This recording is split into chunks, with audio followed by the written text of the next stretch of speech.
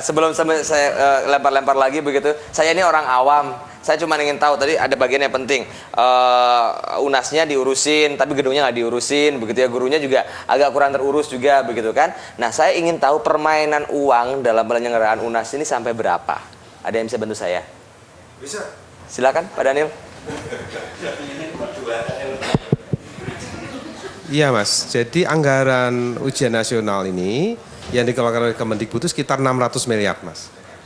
Baik. Sekitar 600 miliar. Indonesia ya? Ya, itu yang dikeluarkan oleh Mendikbud pusat. Kita tidak tahu yang dikeluarkan oleh daerah. APBD. Ya. Kemudian ongkos yang dibayar oleh anak-anak untuk les. Tadi oleh Mas Alam. Ya. Itu kerja keras itu artinya ngelembur.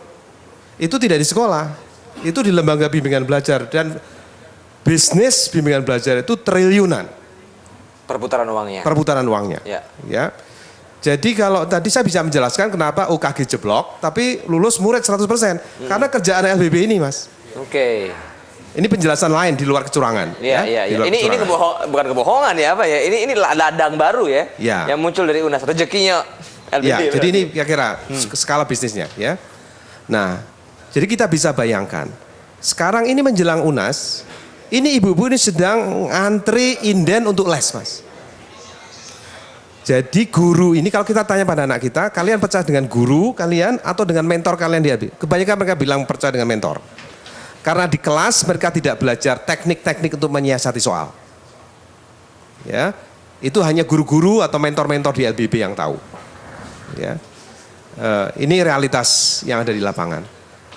Jadi kalau kita mendesain kurikulum secara normal, berarti anak-anak itu belajar dengan normal mestinya udah lulus. Ya. Hanya anak yang bekerja keras itu karena dia di ekor kiri Pak, yang tidak terlalu pintar. Itu perlu kerja keras. Tapi di anak normal, jam belajar itu didesain tidak boleh lebih dari 40 jam per minggu. Sekarang anak-anak itu kerja bisa lebih 40 jam per minggu. Jadi udah sekolah, kemudian ini tidak masuk akal dan sebagainya. Baik. Mereka mengalami kelelahan fisik, kelelahan mental. Baik. Ya, jadi ini yang terjadi di lapangan. Anggarannya besar ya Pak ya. Secara yang dikeluarkan 660 miliar, belum yang LBB perputaran uangnya lebih lagi. Saya juga penasaran, bisnis jual beli jawaban itu berapa miliar lagi hasilnya? Ada yang bisa bantu saya mungkin? Karena ini kan biasanya H-2, H- berapa dari ini. Udah banyak yang saya punya jawaban gitu kan? Enggak, sekarang begini loh. Pernah dilakukan semacam dibikin komitmen kalau nggak salah, sekolah-sekolah itu kayak disumpah gitu ya. Padahal jawaban itu beredar sebelum soal itu sampai di sekolah gitu loh. Yang saya heran itu tidak pernah BSNP itu diminta untuk melakukan sumpah gitu. Sebelum sampai Jawa Timur itu kebocoran sudah. Soal itu belum sampai terbagi ke daerah-daerah di Jawa Timur. Itu sudah, jawaban itu sudah beredar. Dan itu kasat mata. Kemudian ada kilahan begini kan. Saya tidak perlulah diurus bahwa itu nggak pakai duit, itu juga tetap nggak benar gitu loh. Apalagi kalau pakai duit kan soal berjalan. Tapi yang jelas kan begini. Bahwa ada kecurangan dan tidak semuanya Pak Daniel LBB itu di Irian itu tidak ada LBB, lulusnya juga 95% gitu loh Pak. Jadi yang dikhawatirkan itu bukan karena kesulitan anak-anak lulus, tapi justru karena kecurangan yang itu bukan hanya oleh murid, oleh sekolah, bukan hanya oleh orang tua dan sebagainya, tapi juga oleh pelaksana UN ini. Kelulusan 100. Coba sekarang kita tanya, berani nggak Kemendikbud itu mengeluarkan hasil mentahnya UN? Belum gitu ada ya Pak ya? Hasil mentahnya UN sebelum diolah. Berani nggak? Baik. Gitu kan? Baik. Saya coba ke Pak Takim dari BPMS, boleh silakan mic dulu Pak Takim. Silakan Pak. Nah ini sesuatu yang menarik karena kita ini sudah membicarakan ini, sudah mendebatkan ini bertahun-tahun. Iya, gitu ya. dari 2001 ya Pak. Sudah 1 dekade lebih ini. Jadi bapak-bapak, ibu yang hadir di sini, kita ini jangan-jangan ya menghibur diri sendiri begitu ya.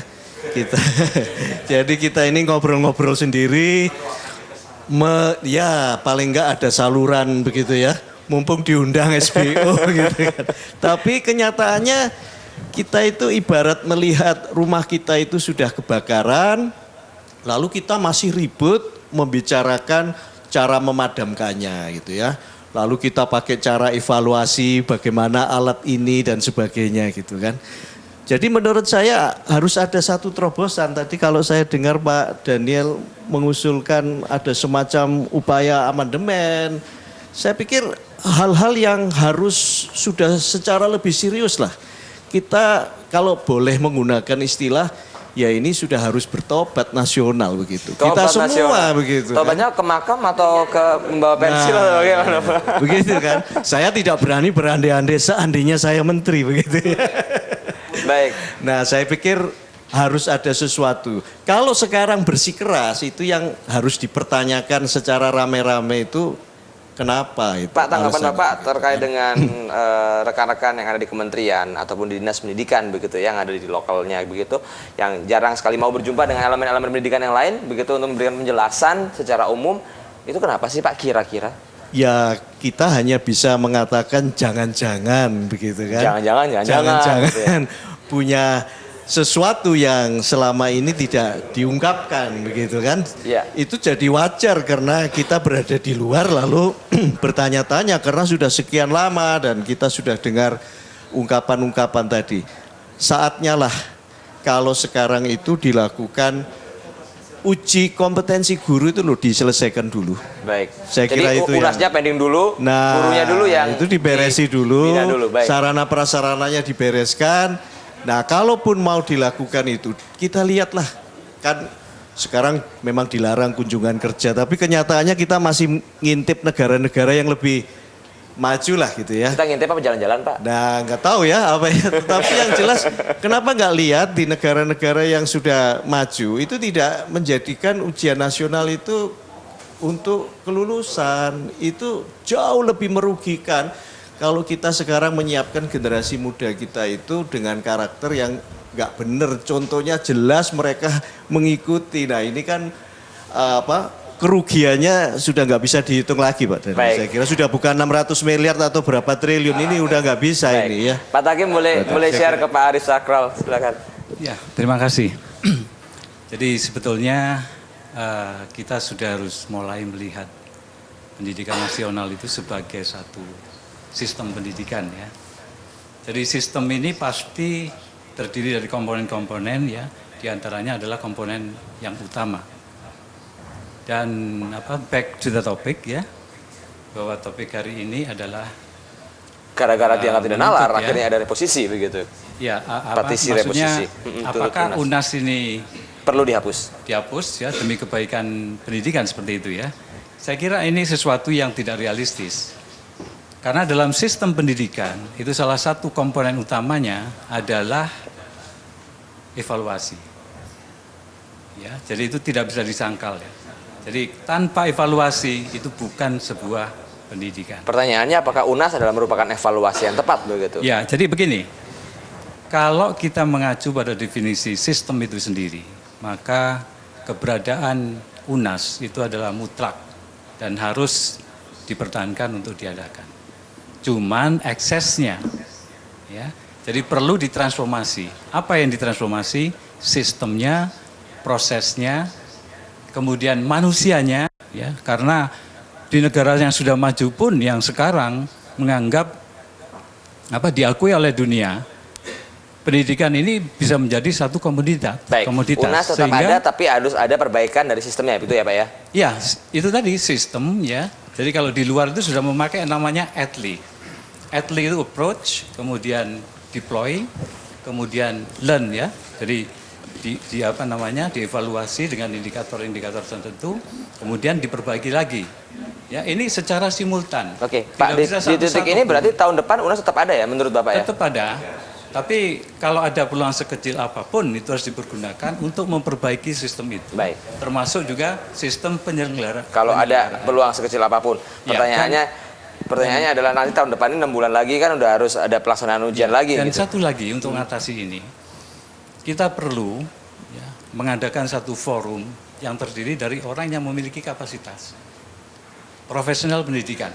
Jadi bukan lagi kita melihat orang dari atribut gelarnya dan Baik. politisi atau Tanggapan Bapak yang malam ini ada meetingnya itu 80% adalah orang kementerian sendiri tanpa mengundang banyak elemen pendidikan secara umum? itu sangat tidak realistis. Ya, jadi idealnya semua komponen, ya terutama yang stakeholdernya, yang menentukan keberhasilan pendidikan itu sendiri harus ada di sana. Ya, harus terlibat. Karena mereka itu punya hak, terutama orang tua sebagai stakeholder utama dari anak itu. Silakan, tapi setelah jeda boleh ya Pak ya. Kita ambil jeda dulu, kami akan segera kembali saat lagi, tetap bersama dengan kami.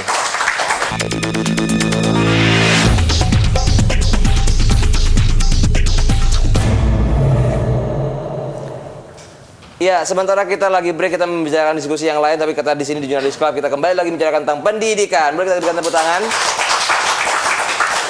Tadi ada poin yang disampaikan Pak Arief, Pak Daniel juga langsung. Saya ingin menambahkan, saya ingin memberikan satu pendapat lagi, Pak Daniel, silakan. Ya, evaluasi itu bagian melekat dari proses-proses manajemen. Ya. Tetapi dia tidak perlu tiap tahun, sekarang tinggal waktunya. Dan siapa yang mau dievaluasi. Jadi kita bisa mengevaluasi murid, itu sebenarnya tugas guru. Evaluasi sekolah melalui akreditasi. Langsung, karena ketemu terus ya Pak ya? Ya, ada macam-macam evaluasi. Tapi guru itu kan kerjanya tiap hari. Ya, guru itu kerjanya tiap hari, murid pergi ke sekolah juga tiap hari. Ya. Jadi kami usul, kami tidak ingin UN itu hapus, tidak. Kami ingin UN itu direposisi hanya untuk fungsi-fungsi evaluasi, kepentingan justru untuk evaluasi kinerja pendidikan Kemendikbud. Tidak dikaitkan dengan murid. Murid sudah dievaluasi oleh gurunya. Jadi kementerian punya formulasi baru untuk evaluasi secara nasional, Iya. begitu ya? Murid sudah dievaluasi oleh guru. Guru silakan dievaluasi melalui sertifikasi. Sekolah dievaluasi melalui akreditasi. Sekarang siapa yang mengevaluasi Kemendikbud? Baik, siapa yang mengevaluasi Kemendikbud? Jadi Baik. ini Evaluasi justru presiden menurut Pak Yoyo, ya? ini justru bagian dari akuntabilitas publik kementerian itu. Jadi kita mempertanyakan dong dana 200 triliun atau lebih ini. Ini bagaimana hubungannya dengan kinerja pendidikan, ya? Apalagi dengan kesan seolah ini tidak transparan. Ya, Jadi evaluasi penting. Evaluasi itu penting. Kita tidak ingin hapuskan, ya. Cuma usulan kami lakukan aja 3 tahun sampai 5 tahun sekali lewat sampling. Tidak harus di kelas 3 atau kelas 6, tapi bisa di kelas 2, kelas 11, kelas 5. Secara komprehensif. Mungkin apakah itu karena ada banyak faktor uang yang berperan di dalamnya, uang yang bermain di dalamnya, dan kemungkinan lagi ada banyak proyek lagi, proyek cetak soalnya, proyek pengirimannya, belum lagi proyek sebar-sebar contekannya, atau bagaimana saya tidak tahu. Ya. Berkemungkinan itu kah? Pada akhirnya Mas, pada akhirnya pendidikan yang baik itu menghasilkan murid yang kalau dia diuji tidak perlu diawasi. Ya, baik. Ya, itu pada akhirnya. Ya. Kejujuran ya, kalau dia diuji tidak perlu diawasi, kejujuran. Jadi tidak perlu pengawas. Baik. Itu berarti pendidikannya berhasil. Saya belum dengar suaranya, Pak Victor, boleh dijelaskan pendapat Bapak ini ada upaya, sebenarnya ada 3 hal ya, reposisi, reformasi, atau revolusi. Kita seolah membicarakan revolusi ya malam ini ya, tapi yang diupayakan sebenarnya reposisi, Pak Victor. Saya hanya sekedar mengingatkan aja, saya mungkin Pak Daniel, Pak Yoyo, yang bersama-sama tanda tangan untuk UNAS. Keputusan MA kan jelas. Salah satunya ya, pemerintah diminta meningkatkan kualitas guru, pemenuhan sarana, prasarana, serta akses informasi yang lengkap sebelum melakukan UN. Kemudian juga pemerintah diminta meninjau kembali sistem pendidikan nasional. Putusan MA sendiri kan nggak pernah dilakukan, bahkan ada peringatan dari PN, Jakarta Pusat terhadap Mendikbud. Ini Ya. kan sekarang muncul reposisi semacam kayak gini nih. Apakah juga didengar oleh pemerintah? Memutusan MA aja nggak pernah didengar. Nah, itu dia yang saya ingin gali. Bagaimana masyarakat harus bersama-sama untuk bisa didengar, Pak Victor? Ya, Pak Victor? karena itu paling nggak setelah hari ini teman-teman yang saya juga sudah ikut tanda tangan, ya kita bersama-sama, mungkin besok kita menghadap Sekwilda kayak dulu lagi toh Pak Daniel, atau kita mendapat Kanwil, kita bersama-sama menghadap untuk melakukan dukungan, bukan hanya sekedar dialog semacam ini. Baik. Saya pikir rencana ini sehingga bisa menjadi opini masyarakat lebih luas. Baik.